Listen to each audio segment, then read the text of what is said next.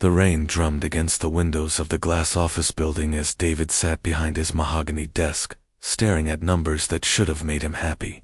His tech company had just landed another $1 million contract, but somehow, the victory felt hollow. He loosened his expensive tie and rubbed his tired eyes, wondering when success had started feeling so empty. It had been 3 months since he last saw his son. 3 months of broken promises, missed phone calls, and excuses that sounded reasonable in his head, but felt pathetic when he said them out loud. 8-year-old Alex probably didn't even expect him to show up anymore. The thought stung more than David cared to admit. His business partner knocked on the door, interrupting his brooding. "Hey, you got a minute?" Robert walked in without waiting for an answer, which was typical for him. They had built this company together from nothing, working 18-hour days and sleeping on office couches when they couldn't afford rent. "What's up?" David asked, grateful for the distraction from his guilt. Robert sat down across from him, his usually cheerful expression replaced with something more serious. "I was at Memorial Park with my kids yesterday. You know, the one with the big playground, near downtown." David nodded. He remembered that park. He used to take Alex there when they were still a family, back when Saturday mornings meant pancakes and playground visits instead of conference calls and client meetings. "I saw Alex there," Robert continued, watching David's reaction carefully. He was with Lisa, sitting on one of those benches by the swings. The mention of his ex-wife's name made David's jaw tighten. Their divorce had been ugly, full of lawyers and accusations and hurt feelings that still hadn't healed. Lisa blamed him for choosing work over family. He blamed her for not understanding the pressure he was under to provide for them. In the end, they had both been right and both been wrong. "How did he look?" David asked, trying to sound casual, but Robert had known him too long to be fooled. "That's the thing, man. He didn't look good. I mean, really didn't look good." Robert leaned forward, his voice dropping. "My kids were running around, playing on the equipment, but Alex just sat there. He looked thin, pale, like he hadn't been sleeping or eating properly." David felt his stomach drop. "What do you mean thin?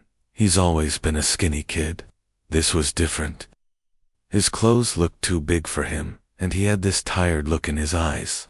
You know how kids are usually full of energy, bouncing off the walls. Alex was just quiet. Really quiet.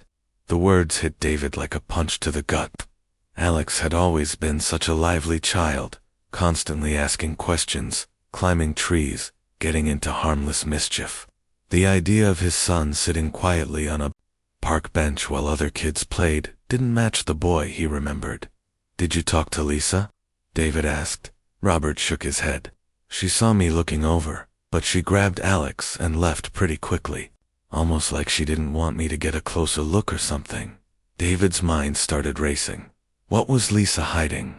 Why would she avoid Robert, who had always been friendly with both of them, even after the divorce? A dozen possibilities ran through his head, each one worse than the last.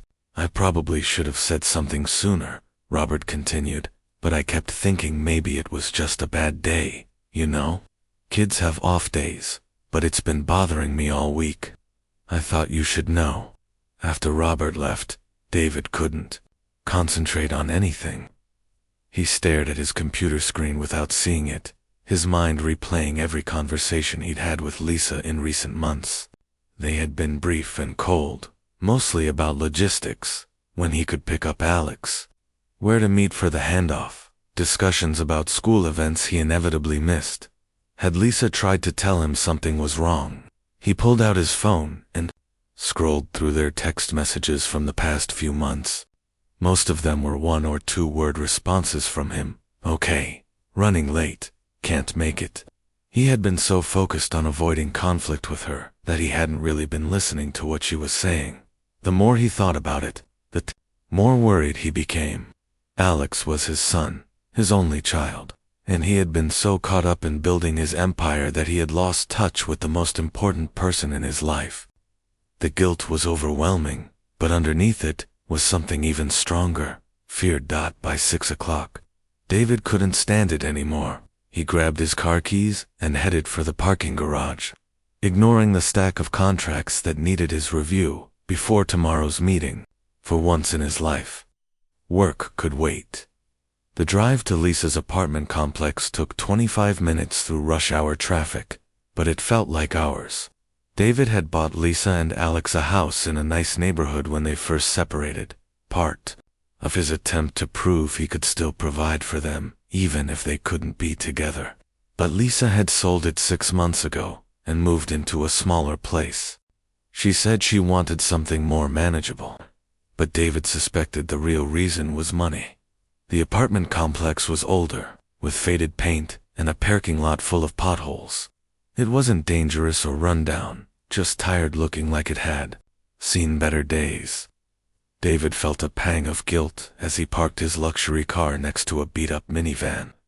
This wasn't where his son should be living. He climbed the stairs to the second floor, his heart pounding harder with each step. Part of him wanted to turn around and drive away, to avoid whatever awkward confrontation was waiting for him. But Robert's words kept echoing in his head. Alex sitting alone on that bench, looking thin and tired. Apartment to be had, a small wreath on the door, the kind Lisa used to make for their house during different seasons.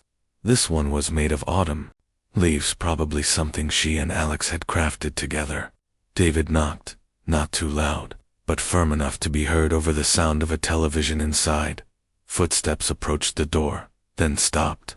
He could sense someone looking through the peephole, deciding whether to answer. Finally, the lock clicked, and the door opened, but only a few inches. Lisa's face appeared in the gap, her expression immediately shifting from surprise to suspicion. "David, what are you doing here?" She looked tired, older than her 32 years. Her hair was pulled back in a messy ponytail, and she was wearing an old sweater he recognized from their marriage. "I need to see Alex," he said, trying to keep his voice calm and non-threatening. "Is he here?" "It's a school night. He's doing homework." Lisa's grip tightened on the door. "You can't just show up without calling first. We have an arrangement." "I know, but I was worried about him." Robert saw him at the park and said he didn't look well. Something flickered across Lisa's face. Fear, maybe, or guilt. "He's fine, just tired from school. You know how kids get." But David could hear the defensiveness in her voice. The same tone she used when she was trying to protect Alex from something. It was the same voice she had used when Alex was 5 and had fallen off his bike, scraping his knee. She had rushed to comfort him before David could even reach them, as if her love could somehow shield their son from all of life's hurts.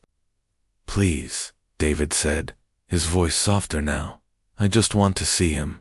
5 minutes." Lisa hesitated, and in that moment of silence, David heard something that made his blood run cold. From somewhere inside the apartment came a sound he recognized but hoped he was wrong about: the distinct rhythmic whoosh of medical equipment, like the breathing machines he had seen in hospitals.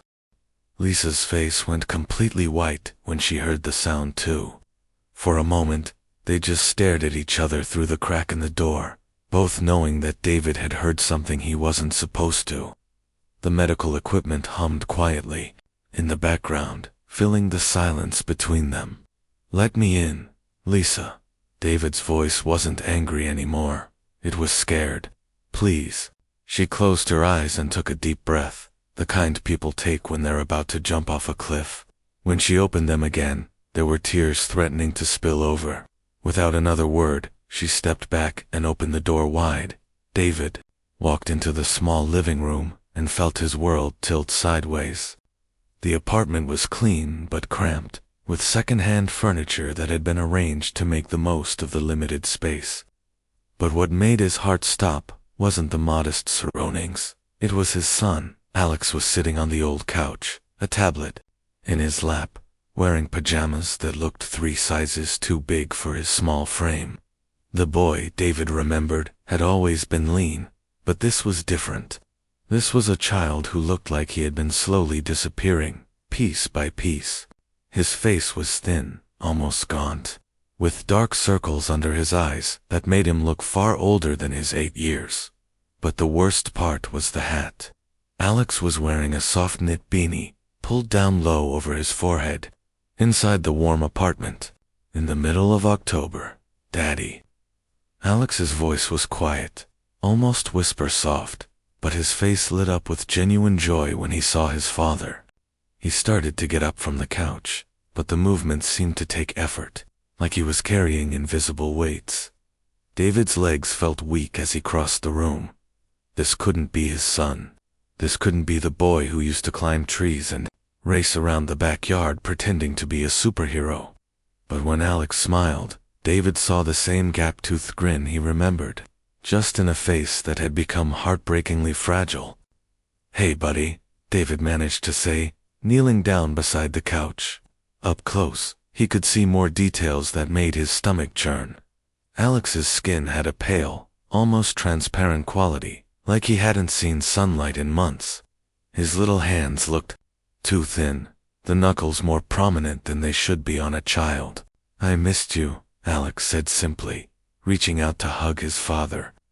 David wrapped his arms around his son, shocked at how light he felt, how his shoulder blades stuck out through the thin pajama fabric. Over Alex's shoulder, David could see into the kitchen area, where prescription bottles lined the windowsill like tiny soldiers. Too many bottles for a healthy child. Way too many. "What are you watching?" David asked, trying to keep his voice normal, even though his heart was pounding so hard he was sure everyone could hear it. "Just cartoons," Alex said, settling back against the couch cushions. "Mom lets me watch TV while I do my exercises." He gestured toward a small device sitting on the coffee table that David now realized was connected to Alex by a thin tube running to his nose. David looked at Lisa, who was standing by the door with her arms wrapped around herself like she was trying to hold herself together. "Exercises?" he asked. "Breathing exercises," Alex explained matter-of-factly. "The way kids talk about everyday things that adults find devastating. It helps when I get tired. Dr. Johnson says it's like having a helper for my lungs." The casual way his son talked about needing help to breathe made David feel sick. He looked around the room again, noticing details he had missed before. There was a hospital-style bed rail attached to one side of the couch. A small cooler sat in the corner with medical supplies visible through the clear lid. This wasn't just a home anymore. It was a care facility. "Alex, honey, why don't you finish your show in your room?" Lisa's voice was strained. "Daddy and I need to talk for a minute." Alex looked between his parents, and David saw a flash of something in his son's eyes that no 8-year-old should have. The weary understanding that comes from living with secrets and serious conversations that stop when you enter the room. "Okay, Mom?" Alex carefully gathered up his tablet and the small portable oxygen unit. "Daddy, will you still be here when I'm done?" The hope in that question nearly broke David's heart. "Yes, buddy, I'm not going anywhere." As Alex made his slow way down the short hallway, David noticed how he had to stop once to catch his breath. When they heard his bedroom door close, Lisa finally let the tears fall. "How long?" David's voice came out as a whisper. Lisa wiped her eyes with the back of her hand. "The first symptoms started about 10 months ago. He kept getting tired, really tired, after just playing for a few minutes. I thought maybe he was going through a growth spurt or something. Kids get worn out sometimes, right?" David nodded, remembering how he used to dismiss Lisa's worries about everything from scraped knees to bad dreams. He had always been the practical one, the one who said she worried too much. Then he started getting these bruises that wouldn't heal, Lisa continued. Little ones, but in weird places. And he kept getting sick, not just sniffles, but really sick. Fevers that lasted for days. She moved to the window, looking out at the parking lot below. "I took him to Dr. Peterson first. You remember, Alex's regular doctor. He ran some blood tests, and then," she paused, taking another shaky breath. "Then he sent us to a specialist at Children's Hospital." David felt like he was falling, even though he was still kneeling by the couch. What did they find? Lisa turned back to face him, and the look in her eyes was one David had never seen before. It was the look of someone who had been carrying an impossible weight alone for too long. Acute lymphoblastic leukemia. The words came out flat, like she had practiced saying them without emotion. It's a type of blood cancer that affects white blood cells. Dr. Martinez, that's his oncologist. She said it's actually one of the more treatable forms, especially in children. The word cancer hit David like a physical blow. He had to put his hand on the coffee table to steady himself. Cancer. Alex has cancer. The good news, Lisa continued, and David could hear her trying to convince herself as much as him, is that the 5-year survival rate for kids with this type is really high, like 85% or something. But, but what? But the treatment is brutal. Chemotherapy 3 times a week. That's why he lost his hair. That's why he's so thin. The medicine that's supposed to save him is making him sicker in the short term. David looked down the hallway toward Alex's room, where he could hear the faint sound of cartoon music. His son was in there, fighting the biggest battle of his young life, and David hadn't even known there was a war going on. Why didn't you tell me? The question came out harsher than he intended. Lisa's expression hardened. I tried, David. I called your office 6 times in the first month. Your assistant kept putting me through to voicemail. When I finally got you on the phone, you cut me off after 30 seconds because you were rushing to some meeting. The memory came flooding back, and David felt sick with shame. It had been a particularly stressful week, with 3 major deals closing simultaneously. When Lisa called, he had assumed it was about their usual disagreements, visitation schedules, school events, money. He had been impatient, dismissive. You said Alex was fine when I asked. David protested weakly. You asked if he was doing okay with the custody arrangement. Lisa shot back. You didn't ask about his health. You didn't ask about anything that mattered. David closed his eyes, remembering the conversation differently now. Lisa had been trying to tell him something important, and he had steamrolled right over her, too busy and too proud to really listen. How are you paying for all this? He asked, looking around at the medical equipment again. Lisa's laugh was bitter. Barely. Insurance covers some of it, but there are so many things they don't. The specialized medications, the extra appointments, the equipment rental. She gestured toward the oxygen concentrator. I had to sell the house. I'm working double shifts at the diner when I can, but someone needs to be here with Alex most of the time. David felt the weight of his failures crushing down on him, while he had been building his business empire and buying expensive cars. His son had been fighting for his life, and his ex-wife had been drowning, trying to save him alone. David sat in stunned silence as Lisa's words sank in. His son had been battling cancer for 10 months, and he had been completely oblivious. The weight of that realization felt like it might crush him. He looked around the small apartment again, seeing it with new eyes. Not just a modest home, but a place where his ex-wife had been waging a war against time and disease, all by herself. I need to see his medical records, David said finally. I need to understand what we're dealing with. Lisa hesitated. David, you can't just waltz in here and take over. This isn't one of your business deals that you can fix with money and meetings.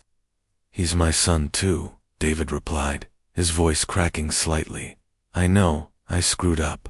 I know I wasn't here when you needed me, when he needed me, but I'm here now.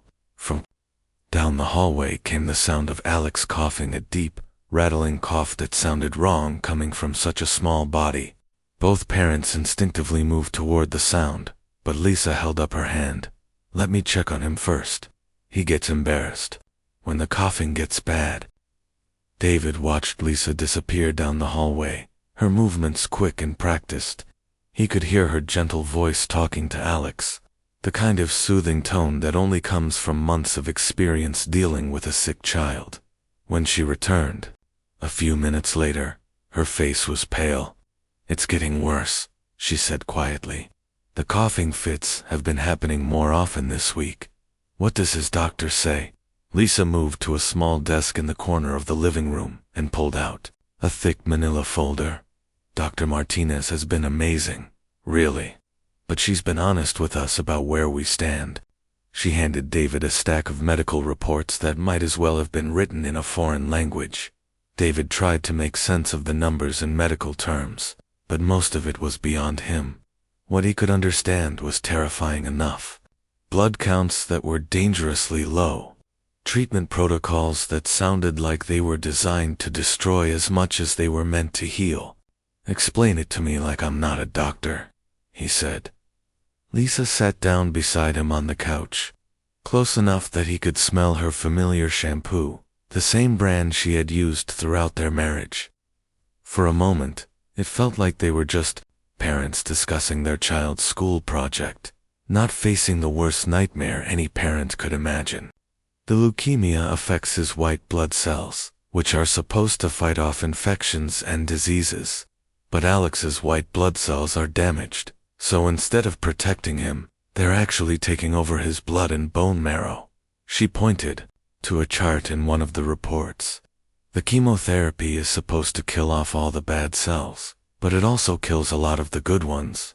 That's why he gets so tired, why he bruises easily, why he catches every cold and flu bug that goes around. David studied his ex-wife's face as she explained. Lisa had always been smart, but she had never been particularly interested in medical stuff. Now she was talking about blood counts and treatment protocols like she had gone to medical school.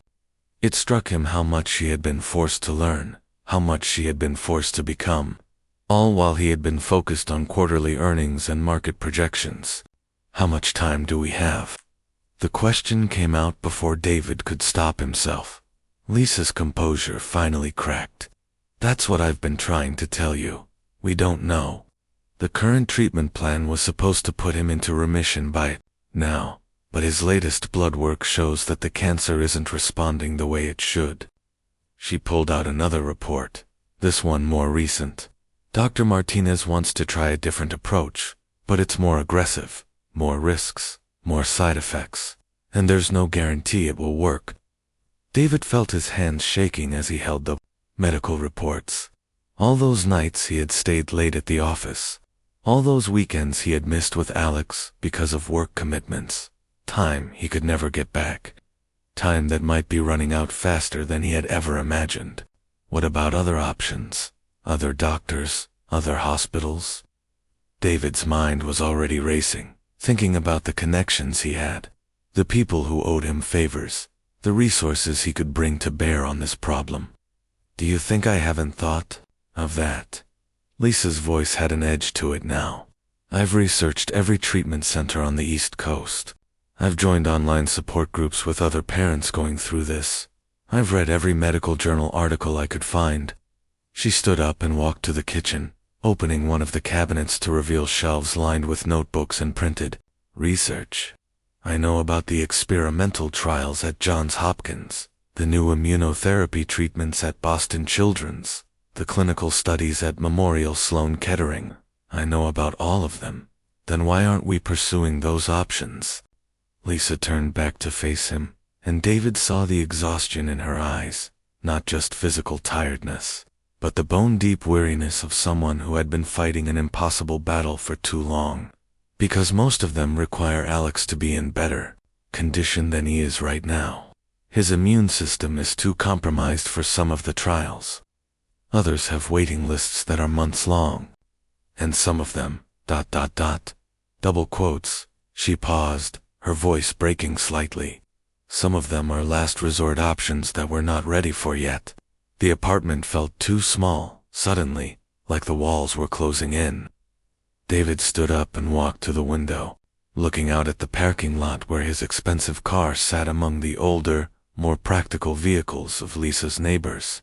Everything about his life felt wrong in this moment, the success he had been so proud of, the wealth he had accumulated, the reputation he had built. None of it mattered if he couldn't save his son. "There's something else," Lisa said quietly. David turned back to her, dreading what she might say next. Dr. Martinez mentioned a new treatment program that just started at Children's Hospital of Philadelphia. It's called CAR T-cell therapy. They take some of Alex's own immune cells, modify them in a lab to fight the cancer better, then put them back in his body. That sounds promising. It is. The early results have been really encouraging, especially for kids who haven't responded to traditional chemotherapy. Lisa sat back down, clutching one of the medical reports. But there are two problems. David waited, already knowing he wasn't going to like what she said next. First, Alex would have to be stable enough to qualify for the program. Right now, with these coughing fits and his blood counts dropping, he might not be strong enough for such an intensive treatment. And the second problem. Lisa looked down at her hands. It costs about $300,000. Insurance considers it experimental, so they won't cover it.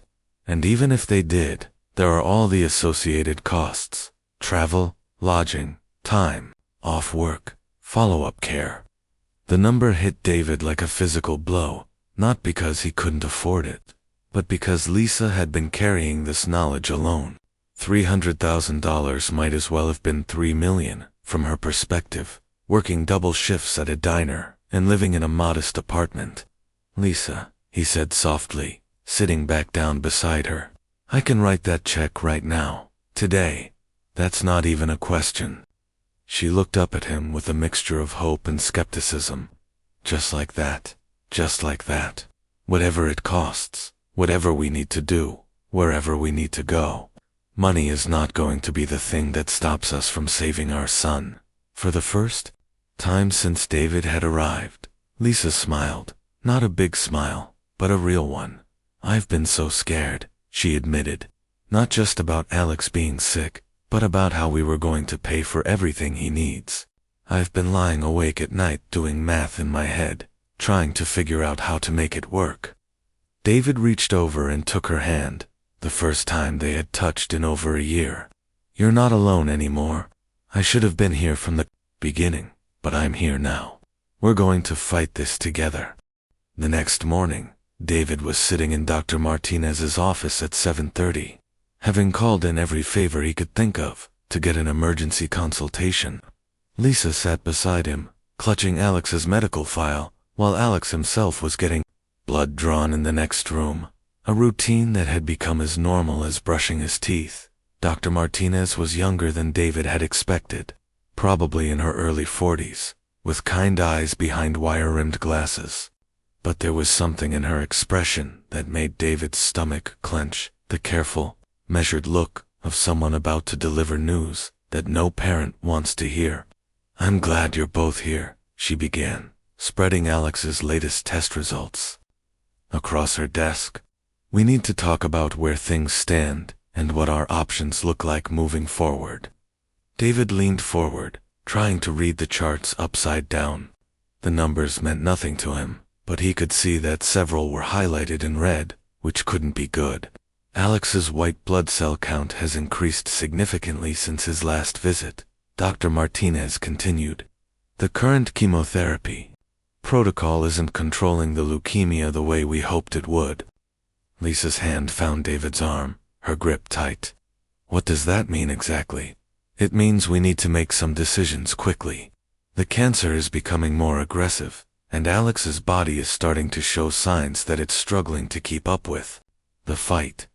David felt like the room was spinning. "Are you saying the treatment isn't working at all?" "Not exactly. The chemotherapy has slowed the progression, but it hasn't been able to eliminate the cancer cells completely. In cases like this, we often see the cancer develop resistance to the medications we're using." Dr. Martinez pulled up Alex's chest x-rays on her computer screen. Even to David's untrained eye, he could see shadows that looked wrong, areas that seemed cloudy compared to what healthy lungs should look like. "The good news is that Alex is still strong enough to be a candidate for more intensive treatments. But we're reaching a point where we need to consider all available options, including the CAR T-cell therapy." Lisa asked. Dr. Martinez nodded. "That's actually why I wanted to meet with both of you today. I spoke with Dr. Patterson at Children's Hospital of Philadelphia yesterday. They have an opening in their program, but we would need to move quickly. David's heart started racing. How quickly? Alex would need to be there within the next 2 weeks to start the preparation process. The actual treatment would begin about a month after that, assuming his condition remains stable. Lisa was already shaking her head. But you said his condition is getting worse. How can we wait a month? We can't wait and do nothing, Dr. Martinez explained. Alex would need to start a bridging therapy immediately, a more intensive chemotherapy regimen designed to control the cancer, while his body prepares for the CAR-T treatment. She turned to her computer and pulled up another set of charts. I won't lie to you.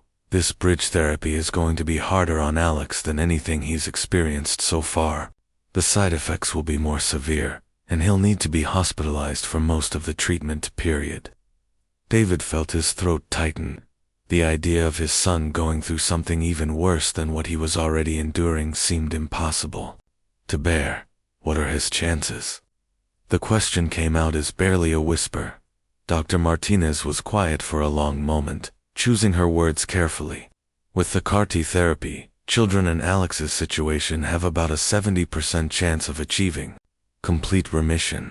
Without it, and continuing with conventional treatments. She paused. I'd estimate maybe 30 to 40%. The numbers hit David like a sledgehammer. They were talking about his son's life in percentages, like it was some kind of business calculation. But he also understood what the doctor was really telling them. This experimental treatment might be Alex's best shot at a normal life. What about the risks of the CAR-T therapy itself? Lisa asked. There can be serious side effects. The modified immune cells sometimes cause what we call cytokine release syndrome, essentially. The body's immune system goes into overdrive fighting the cancer. In severe cases, it can be life-threatening. We also sometimes see neurological effects, confusion, seizures, difficulty speaking. David's head was spinning. Every option seemed to carry enormous risks, but doing nothing carried the biggest risk of all. I need to ask about something else, Dr. Martinez continued. The financial aspects of this treatment. I know it's an incredibly difficult conversation, but the hospital in Philadelphia will need payment guarantees before Alex can begin the program. That's not an issue, David said immediately. Whatever it costs, we'll handle it. Dr. Martinez looked relieved. That's wonderful to hear. Many families struggle with that aspect of treatment, and it can delay care when time is critical. Lisa was staring at the X-rays on the computer screen. How do we tell Alex about all this? He's been through so much already. Children are often more resilient than we give them credit for, Dr. Martinez said gently. Alex has already shown incredible strength dealing with his current treatment. But you're right, that this will be a significant step up in terms of what he'll need to endure. A knock on the door interrupted their conversation. A nurse peeked in. Alex is finished with his blood draw. He's asking for his parents. David's heart clenched. In all the medical discussions and treatment planning, it was easy to forget that they were talking about a scared 8-year-old boy who just wanted his mom and dad. Can you give us a few more minutes? Dr. Martinez asked the nurse. We're almost finished here. After the nurse left, Dr. Martinez leaned forward in her chair. I want you both to know that Alex is going to need both of you through this. The treatment process is long and difficult, not just physically but emotionally. Having a strong support system makes a real difference in outcomes. David felt the weight of guilt settling on his shoulders again. I haven't exactly been a strong support system up until now. What matters is what you do from here forward, Dr. Martinez said. Alex is going to need consistency, reliability, and most importantly, he's going to need to know that his parents are united in fighting this with him. Lisa reached over and took David's hand again. We can do this together, right? Put aside all the other stuff and just focus on Alex. David squeezed her hand, feeling like maybe, for the first time in months, he was making a decision that truly mattered. Absolutely. whatever it takes. Dr. Martinez smiled for the first time during their meeting. That's exactly what Alex needs to hear. Now, I'm going to start making calls to Philadelphia to get the process started. You'll need to be there by next Friday for Alex's initial evaluation. As they prepared to leave the office, David felt overwhelmed by everything they would need to arrange time off work, travel plans, finding a place to stay in Philadelphia for what could be months of treatment. But underneath, the anxiety was something he hadn't felt in a long time: purpose. There's one more thing, Dr. Martinez said as they reached the door. The hospital in Philadelphia has family housing available for patients undergoing long-term treatment. It's not luxurious, but it keeps families together during the process. I'd recommend looking into that. David nodded, but he was already thinking about alternatives. He could afford to rent an apartment near the hospital, maybe something comfortable, where Lisa and Alex could feel at home during the treatment process. When they walked back into the waiting room, Alex looked up from the coloring book he had been working on. His face was still pale, and David could see the exhaustion in his eyes. But there was also something else: hope, maybe, or just the simple joy of seeing his parents together. "Are we going home now?" Alex asked, gathering up his crayons. David knelt down beside his son's chair. "Actually, buddy, we need to talk to you about something pretty important. How would you feel about taking a trip to Philadelphia?" 3 months later, David sat in a comfortable chair beside Alex's hospital bed in Philadelphia, watching his son sleep peacefully for the first time in weeks. The afternoon sun streamed through the large windows of the pediatric ward, casting warm light across Alex's face. His son looked different now, not just thinner or paler, but somehow older, like he had aged years in the span of a few months. The CAR T-cell therapy had been everything the doctors had warned them it would be, and more. The first few weeks after the treatment had been terrifying.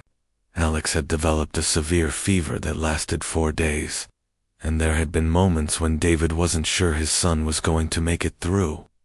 Lisa had barely left Alex's bedside during those critical days, holding his hand and talking to him, even when he was too sick to respond.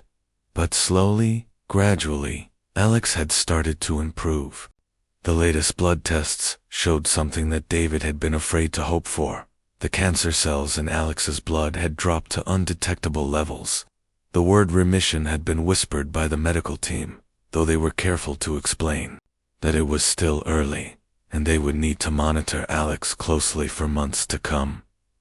Lisa walked into the room carrying 2 cups of coffee from the hospital cafeteria, a routine they had developed over the past several weeks. She looked tired but hopeful, wearing one of David's old college sweatshirts that she had borrowed when the hospital got cold at night. "How's he doing?" she asked quietly, settling into the chair beside David. "Good, really good. He's been sleeping for about 2 hours without any coughing fits." David accepted the coffee gratefully. The hospital coffee wasn't great, but it had become a small comfort in their daily routine. Lisa smiled, the first genuine smile David had seen from her in months. "Dr. Patterson said she's never seen someone Alex's age handle the treatment as well as he has. She thinks his attitude has a lot to do with how well he's recovering." David looked at his sleeping son and felt his throat tighten with emotion. Throughout everything, the painful procedures, the scary side effects, the days when he felt too sick to even sit up, Alex had maintained an incredible spirit. He had made friends with other kids in the ward, encouraged younger patients who were scared, and never once complained about the unfairness of his situation. "I keep thinking about what would have happened if Robert hadn't seen him at the park that day," David said quietly. "If I had just kept going to my meetings and closing my deals, ignoring the signs." Lisa reached over and touched his arm. "But that's not what happened. You came when it mattered." That's what Alex will remember. Over the past 3 months, David and Lisa had found a way to work together that felt almost like friendship. They took turns staying overnight at the hospital, coordinated Alex's care schedule, and made decisions together about his treatment.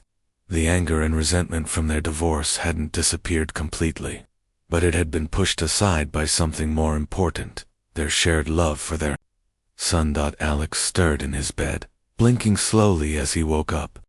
When he saw both of his parents sitting beside him, his face lit up with the kind of pure happiness that only children can manage. "Hey buddy," David said softly. "How are you feeling?" "Better," Alex said, and his voice was stronger than it had been in weeks.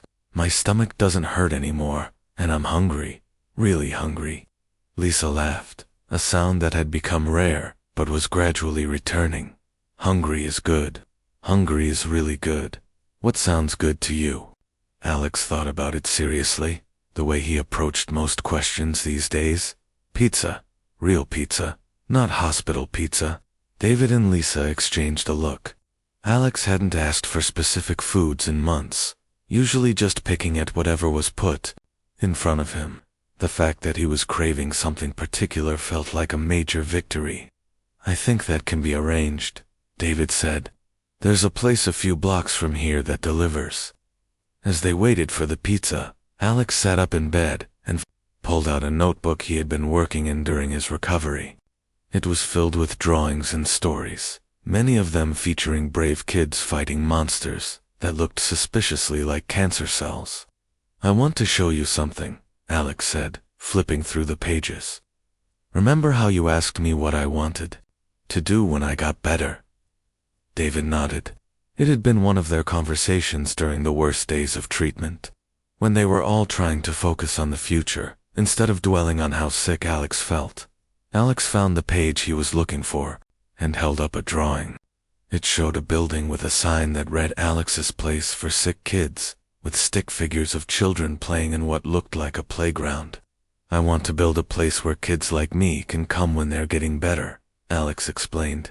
"Somewhere with games and movies and real food, not just hospital stuff. Maybe their families could stay there too, so they don't have to sleep in those uncomfortable chairs." David felt tears welling up in his eyes. Here was his son, who had spent months fighting for his own life, thinking about how to help other children going through the same thing. "That's a beautiful idea, Alex," Lisa said, her voice thick with emotion. "Tell us more about it." Alex's eyes grew bright with enthusiasm, the kind of excitement David remembered from before the cancer, when Alex would get passionate about dinosaurs or superhero movies. "Well, it would have a big kitchen where families could cook real meals together, and there would be teachers who could help kids keep up with school when they miss a lot of classes. Oh, and a library with all kinds of books, because sometimes when you're sick, you just want to read about adventures." David listened to his son describe this dream and felt something shift inside him.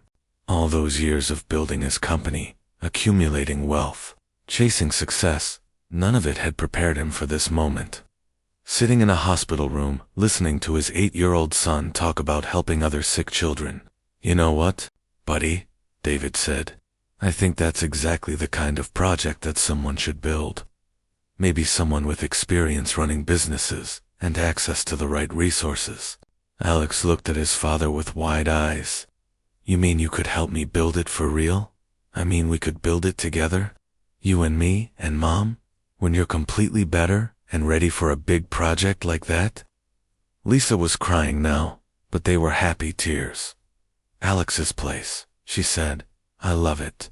The pizza arrived shortly after, and for the first time in months, Alex ate 2 whole slices without any prompting from his parents. They talked about his recovery timeline, about going home soon, and about the plans they would make for the future. Dr. Patterson stopped by during evening rounds, and the news she brought was the best they had received since starting treatment. Alex's latest scans showed no detectable cancer cells anywhere in his body, while he would still need regular checkups, and monitoring the treatment had been more successful than anyone had dared to hope. "When can we go home?" Alex asked. "If your blood work continues to improve over the next week, I think we can start talking about discharge," Dr. Patterson said with a smile. That night, after Alex had fallen asleep again, David and Lisa sat together in the family lounge, planning their return home. David had made arrangements to work remotely for the foreseeable future, wanting to be present for Alex's ongoing recovery. Lisa had been offered a position coordinating family services at the children's hospital back home, a job that would use all the experience she had gained navigating the medical system. "I keep thinking about what Alex said today, about helping other families," Lisa said. "He's been through so much, but instead of being bitter or scared, he wants to make things better for other kids." David nodded. "Maybe that's what all this has been about. Not just getting Alex better, but learning what really matters. Learning how to be better parents, better people." 6 months later, Alex was back in school, his hair grown back in soft curls, his energy returning day by day. The cancer remained undetectable, and his doctors were cautiously optimistic about his long-term prognosis. David had indeed started the foundation that Alex had dreamed up, with Lisa as the program director and Alex as their youngest advisor. They were building the first Alex's Place facility near the Children's Hospital, designed to provide comfortable, home-like accommodations for families dealing with pediatric cancer. The millionaire had learned that true success wasn't measured in dollars or deals closed, but in the smile on his son's face and the knowledge that they had turned their greatest challenge into a way to help others facing the same fight.